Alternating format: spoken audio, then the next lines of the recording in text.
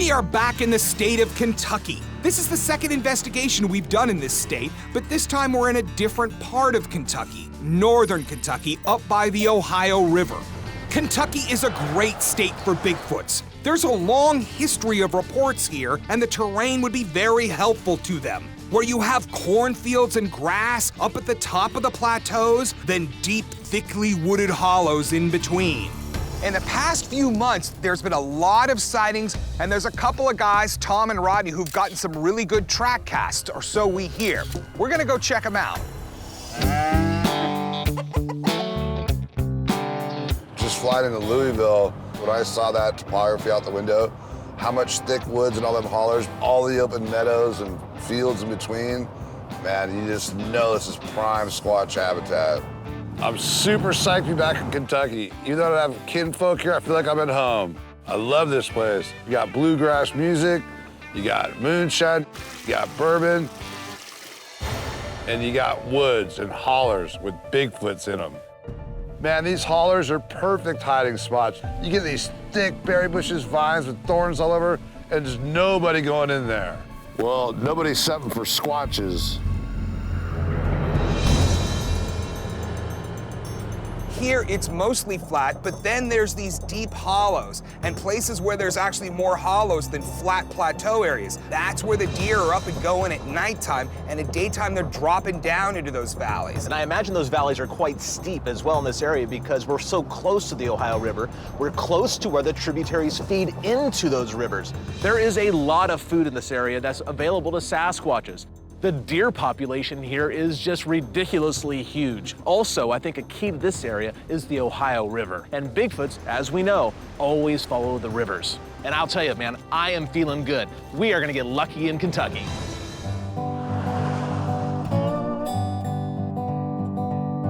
Well, man, I know we're all excited to be back in Kentucky. We had an epic time last time. This place goes off. There's a lot of reports coming out. It seems like there's some fresh reports coming out of here. And even more important than reports, there's evidence as well, which is why we've come back again. These guys, these investigators in northern Kentucky, apparently have a small collection of footprint casts. They're all originals, and they pulled them themselves. Casts are not that common to be made, let alone tracks being found, so I'm curious how this one individual has so many. Do we know anything about him? Well, keep in mind, it's Trimble County where they're getting them, next to the Ohio River. It's all muddy soil, and that's where you're gonna find tracks that are gonna be easily castable and easily identifiable. So Rodney and Tom have a better opportunity for that reason alone. I know that he's out in the woods a lot. Apparently he's been a Bigfooter for at least a little while. We need to find more about his background, his experience, and certainly about these casts. Everywhere we go, we investigate alleged evidence of Bigfoot's existence. Footprint casts invariably are human, animal tracks, or some natural indentation in the ground. Pulling up into Tom's driveway, Hey, guys. Oh, How's it going? I see two good old boys. Baseball caps, a little bit of camo. Hopefully they'll be able to offer some information that we can follow up on.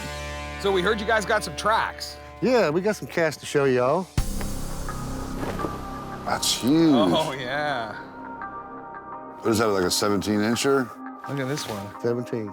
That's the biggest one I've seen in the Midwest. So they lift up the towels and show all these casts. And the first thing I'm thinking is, wow, these all look kind of different and they have different sizes. That's what you would expect if they're getting real impressions. The guys who are gonna fake things are gonna have a whole bunch of casts that look all exactly the same. These look like they really found them in the woods and they cast them. You can see the foot shape in most of these, some better than others, and a few of them are just mind-blowing. This first cast I got in April of 2012. That one actually came out not far from behind my house. Yeah. It appeared like it might have slid on the side of the ridge. Considered, it would slide in the mud. Third one, we saw something standing behind a bush. But it was so thick back here, the vegetation was, we couldn't get back down there. Well, the next day I got up and I said, well, I'm gonna take my four-wheeler and go back in there. I went back into that bush and that's what I casted. That's a beauty, man. I'd love to have one like that. Well, the first thing that jumps out to me is the toe placement, of course. But Sasquatches have such flexibility in their feet that this configuration is fairly common in the data set of casts. I love that all 5 toes are visible. I mean, the last 2 are a little bit lost, but that pinky's not, which is really nice. And also, if you look very closely, the toes are actually impressed more deeply than the ball of the foot itself. All of these things are really nice indicators of a very likely real Sasquatch print. I can tell that Tom's been Bigfooting a long time because he casts footprints that most other Bigfooters wouldn't. And this one here is an excellent example. Most people would look at that and say, oh, there's nothing there. But he cast it, and it's a good thing he did too, because right there on one of the toes, dermatoglyphics. Fancy word for fingerprints, basically. Primates have dermatoglyphics and no other animal does. This thing was made by a primate. What's the most recent activity either of you are aware of in this area? Well, these are 2 days old. Oh, they're hiding them till the last minute. Wow. Still wet, kind of. Look at that. That's a beautiful cast. Look at that. Nothing about it throws red flags to me that these are faked. With these prints here, we also had a bluff charge. A couple of days ago, you had a bluff charge. Yes, sir. Oh, man, we're in the right spot. A large predator like a Bigfoot will make its presence known if people are intruding too deep in its territory. Usually it'll do it by screaming, but sometimes if you get too close, they'll charge through the brush and trees but stop short, and that's called a bluff charge. That means we're in a pretty good area for some Bigfoot action. Can you get us into that location? Get you close into it. Nice, because that's definitely a spot we need to look around. Well, what I know is that 2 days ago, there were these tracks that you cast when you got a bluff charge. Perfect place for our first night investigation. You know it was a good cast because Ranae didn't try to tear it apart. I mean, what was she gonna say? It was a bear? No way. You saw that whole mid-tarsal break. You can see where it pushed up that classic Bigfoot print.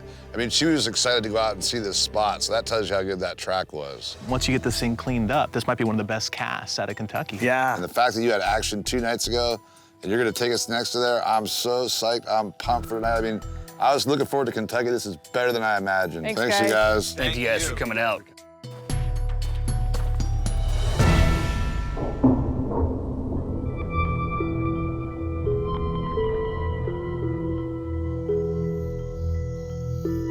We've come to do our night investigation here at this high area in Trimble County. This area is adjacent to where Rodney and Tom got tracks just 2 days ago. They say they've heard action in there. We're hoping we get some too. I'm so fired up to be here in Northern Kentucky, and we see those great tracks from 2 days ago, and it's from right there they got them. It's very rare that we are this fresh on the trail of a Sasquatch.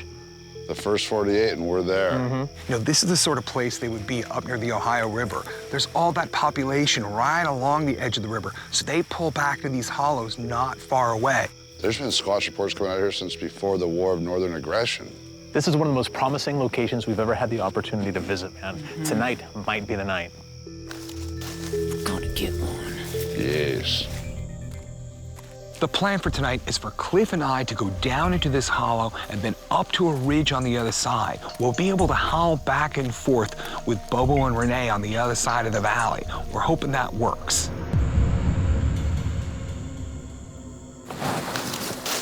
This is a steep country, man. I think they're looking for these deep canyons. This is gonna be like where they're gonna focus and remain hidden and be able to monitor anything coming in and out and stuff. It's not the mountaintops. It's like the bottom of the ravines. Yeah, and they're real deep here. Yeah, Wow, this is let's cool. keep going. This is feeling great. This is steep stuff, man. Careful.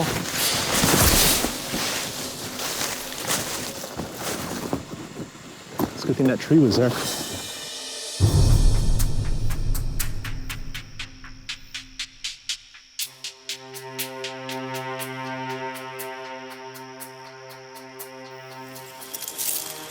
You want to call him? Yeah, I'm just gonna check here. No, I think that could sound good. Yeah, it seems like. Okay, Matt, I'm not sure if you and Cliff will be able to hear me or not, but I'm gonna do some wood knocks in 10. All right, we'll listen.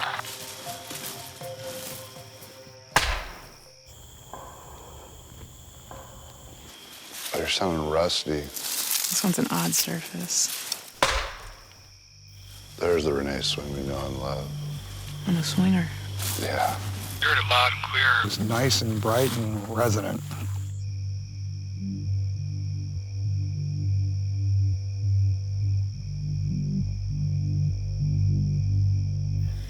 Ranae for Matt? No responses to the wood knock, so it's time to go to the A game. Bust out that Ohio howl. Sure, why not? All right, listen, Cliff says he can try an Ohio one from here. Copy, we'll listen. Haven't heard Cliff in Ohio in years.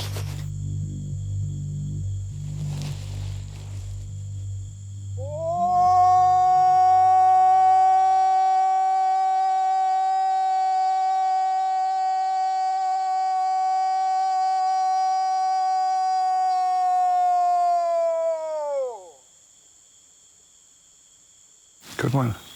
There's a little bit of Bobo in all of us.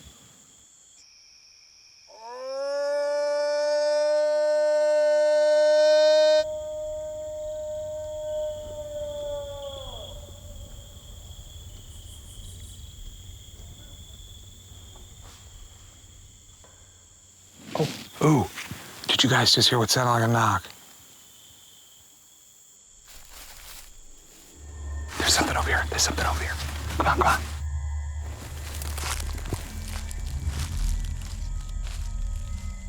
We got something over here. It got pretty close, man. Where? Point? That direction. That's where I heard it too. Ranae for Matt? Yeah, Ranae, it's Matt. What's up? We're not hearing anything, just checking in with you guys. This knock that we heard would have been less than 100 feet away. And I'm thinking, yeah, it could have been a deer, but, you know, would a deer be coming toward us after Cliff did that long Ohio howl? You know, but there's something not far. We're hoping you can still do one more knock. Maybe we can kick that thing up one more time. Knock in 10. I'm standing back. Yeah, because I think this axe handle has a crack on the end of it. Well, something came flying back Yeah. earlier.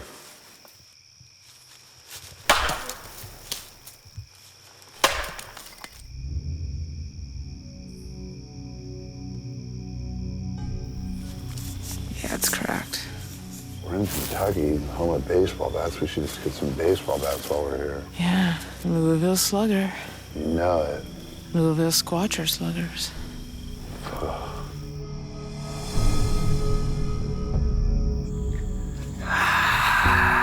What should we do, Cliff? We should close the distance between us and where those possible knocks were coming from. I guess that's all we can do. Yeah, I think that's the best mode because, I mean, it either stayed put, moved towards us, or away from us. Either way, we need to move that direction. Yeah, all right, let's do it. We were pretty sure we were gonna get some sort of action tonight, and sure enough, we got wood knocks, and not that far away from us either. We tried more Ohio howls, more wood knocks, pretty much every trick in the book. If that was the Sasquatch earlier, then it was saying hello and goodbye, because the rest of the night was dead quiet. Oh, we had a lot of noise, but I'm not sure exactly we heard a squatch. I'm a little disappointed. I mean, certainly I was hopeful we'd get something because those tracks were so recent. But looking at all those footprints laid down in the truck bed, that's a pretty small number of individuals, even though there's quite a few casts. Who knows where they headed off to in the last 2 days? Well, you know, there's a lot of terrain. Northern Kentucky, Eastern Kentucky. We got to try a different spot while we're here. We struck out tonight, but that doesn't mean anything. I mean, we know they're here. We saw those tracks. Those tracks are real. There were squatches here 2 nights ago.